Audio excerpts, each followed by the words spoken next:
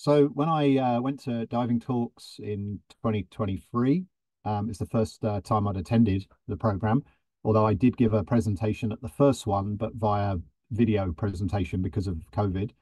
But this was the first time I attended in person. And my overall impression, it's a new, unique format to give these little 20-minute presentations, three people within an hour, and then a question session open at the end. So you're normally used to giving a 50 or 60-minute presentation. To condense it to 20 minutes took a little thinking about, but when we did it, a lot of the speakers are friends of mine, and we all talked about it afterwards. And it's a really fresh, really new idea, really hard hitting and impactful. So I think that was shown by the reactions of the audience and the reactions of people who've watched those presentations on the online streaming since. With regards to the venue itself, the venue was amazing. We were inside the Maritime Museum, surrounded by historical ships. The team, Arlindo and all of his team that put it together, were absolutely amazing, wonderful hosts, very accommodating. And of course, Lisbon is beautiful. So can't wait to go back again this year. I think the atmosphere of diving talks is really alive. It's really innovated. It's fresh. It's new. It's different. It's basically put a bit of life back into the diving community, some enthusiasm, some inspiration. I think it's a great venue for young people to reach out and understand what diving is about and how diverse it is. So it's really taken the gauntlet of reawakening sort of people's love in the underwater world and the oceans. So yeah, a really good event. Definitely. I mean, firstly, I think pretty much every speaker that was there is someone that I know through the industry, because the industry is very small. But I also got to meet new people, and so the event is held in one hotel. So when the talks finish, we go back to that hotel. There's a rooftop bar overlooking Lisbon. We just sit and talk about diving even more and discuss future projects and invite each other on different projects. So it's a really great opportunity to share your plans for the future, collaborate in plans for the future, make new plans for the future, and meet really cool people. So yeah, great networking event and great event for the public and the delegates as well.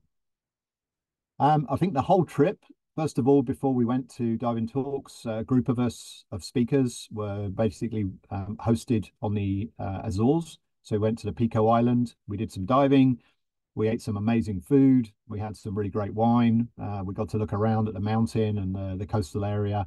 And it's a truly beautiful island and a truly beautiful chain of islands. So I was attending that part of the event with several of the speakers, and it was just really good to spend time with them.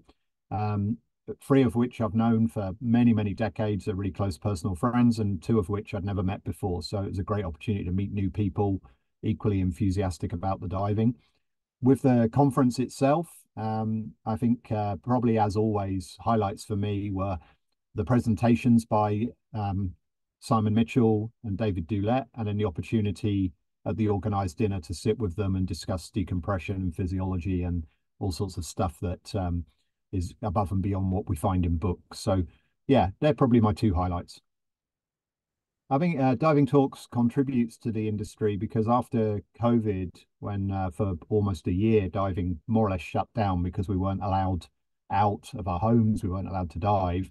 And what diving talks did by beginning during the COVID time via video and then continuing straight afterwards when we all got back to it, it kind of reawakened the enthusiasm, the magic of diving, the magic of the underwater world, and did it in a fresh way, a different way. So it was basically, different from just the standard dive show where there's lots of equipment for sale, people walking around a hall full of display stands. This one is very fresh, very different.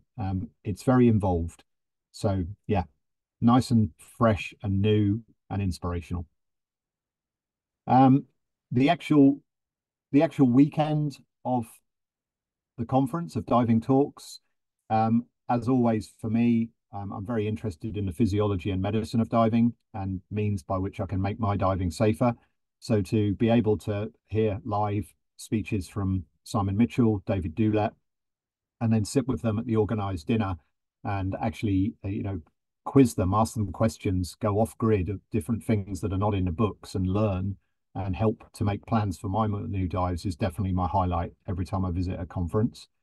But also to see old friends that because of distance I've not seen for a long time, like some from as far as Australia, some closer to hand from Finland, people who are lifelong friends, but the conference brings us back together to basically have some fun and learn some stuff and be together at these really good events. Yeah, most definitely. I'm very much looking forward to coming back.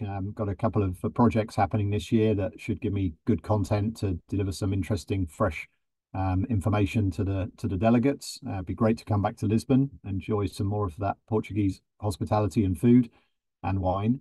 So yeah, very much looking forward to Diving Talks 2024.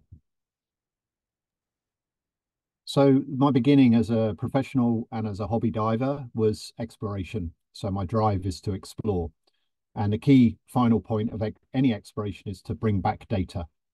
In the case of archaeological exploration, the data we're bringing back is knowledge about the site, and that knowledge may include people that were lost at that site, on that shipwreck, on that ditched aircraft.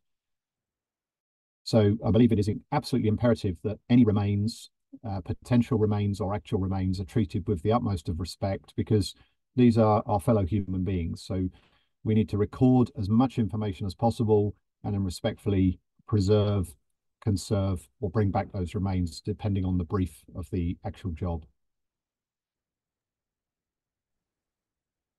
So when working on the Second World War projects, our team are contracted to do that by an organization called DPAA. That's the Defense POW MIA Accounting Agency. So the job from the very, very beginning, we know what we're going for. We're going to search for a specified number of missing veterans that were lost on that particular wreck. In the case of the work jobs I've done has been aircraft wrecks. So from day one, the team are briefed and prepared that they're searching for a person. We like to think of it as a person because often, especially with Second World War, there are relatives alive that basically have memory of that person. So we need to handle everything with the utmost of respect, and the end outcome, the perfect end outcome, is to send those remains back to that family for closure and for the burial that those veterans deserve. I think with regards to the World War II wrecks that I've worked on for the DPAA with my team, a lot of people are interested, but I don't think people have a great knowledge, and because time is passing, the knowledge is slipping of what happened in the circumstances, why these wrecks exist, why these people were lost, why these aircraft were ditched.